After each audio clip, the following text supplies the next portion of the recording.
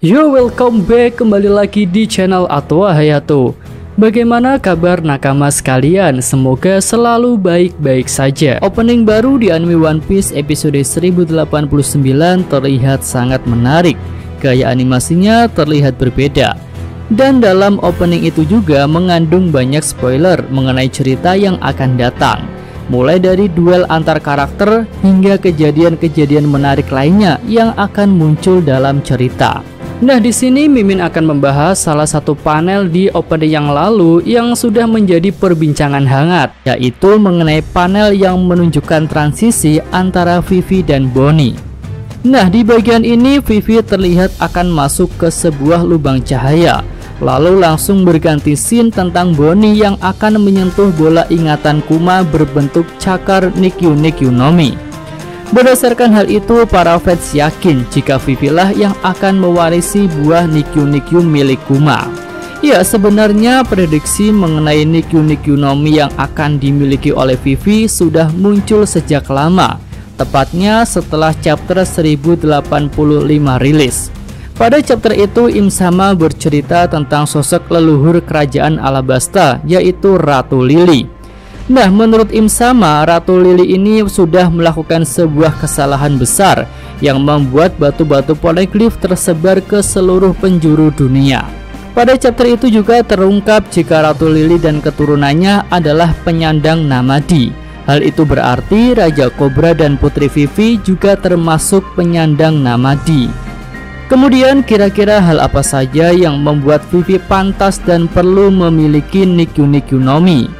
Alasan pertama ada pada skema penerusan semangat D yang lebih akrab kita kenal dengan nama Will of D. Di atas sudah Mimin singgung ya jika Ratu Lily yang telah menyebarkan batu-batu poneglyph itu adalah pemilik nama D. Tapi ya memang sih belum ada konfirmasi jika Ratu Lily adalah pengguna Nikyu Nikyu no Mi sebelum Kuma. Tapi sejauh ini hanya kekuatan Nikyu Nikyu no Mi lah yang punya kemungkinan untuk bisa menyebarkan benda-benda ke seluruh penjuru dunia dengan mudah. Jadi jika Vivi menjadi pengguna Nikyu Nikyu no Mi, maka dia akan meneruskan semangat dari leluhurnya, yaitu Nefertari di Lily. Dan di sini Mimin juga kepikiran sebuah skema bahwa Vivi mungkin akan punya tugas untuk mengumpulkan semua batu-batu poneglyph itu, dengan tujuan agar orang-orang di masa depan bisa mempelajari sejarah secara benar berdasarkan sumber asli dan dalam satu tempat yang sama. Tapi tentu saja hal itu mungkin akan bisa terwujud setelah pemerintah dunia runtuh, sehingga tidak ada lagi pihak-pihak yang menghalangi penelitian tentang abad kekosongan. Selanjutnya, dengan menggunakan Nikyu Nikyu no Mi, Vivi juga bisa melanjutkan perjuangan Kuma untuk melawan pemerintah dunia. Ya, tentu kita tahu bagaimana pemerintah dunia adalah dalang utama dari kisah hidup Kuma yang sangat-sangat menyedihkan. Di chapter lalu terungkap bahwa Jinny sakit karena ulah Gorosei Saturn yang melakukan penelitian kepadanya, dan sakit dari Jinny ini menurun kepada Bonnie, yang akhirnya Kuma mengorbankan hidupnya untuk bisa menyelamatkan Bonnie. Kemudian sebelum kisah itu ada juga kisah ketika Kuma kecil, di mana dia beserta ayah dan ibunya ditangkap karena ayahnya adalah ras bucanir, dan orang tua Kuma pun tewas saat mereka ada di Mariejoa. Ya, sedih banget lah kalau mau diceritakan kisah mengenai Kuma itu ya. Dan tentunya bisa kita simpulkan bahwa dalang dari semua penderitaan Kuma itu adalah pihak pemerintah dunia.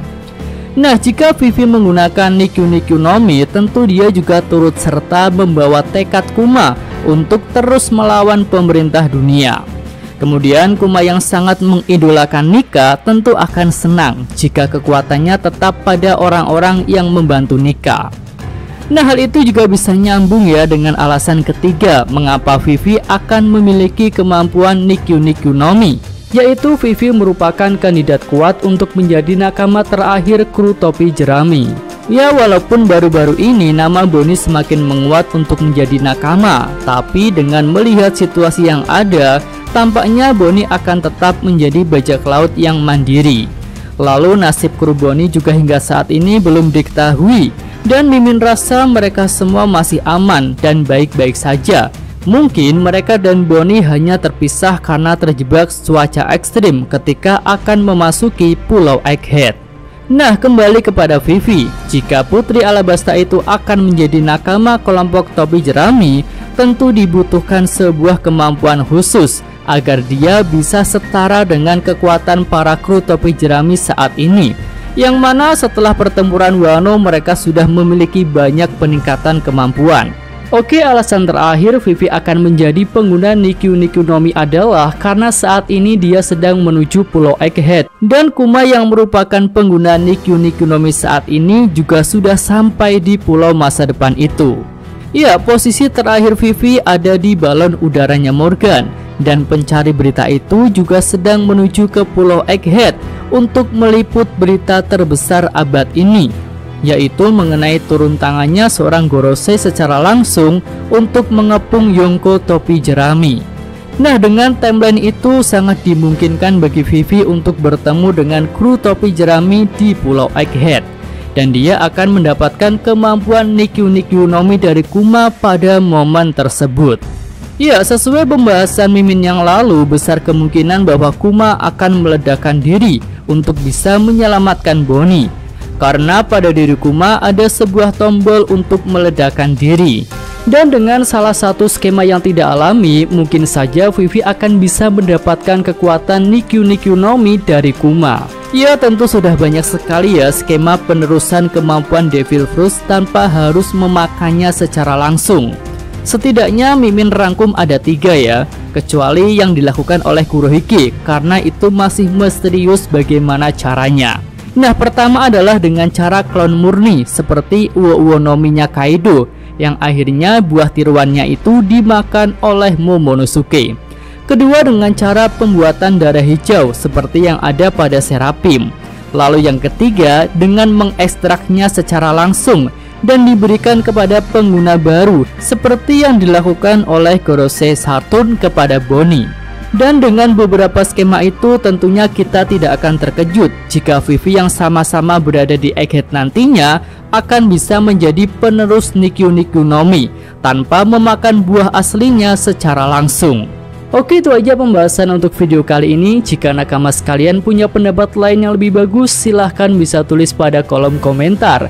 Yosa Mimin Atwa Hayato, terima kasih.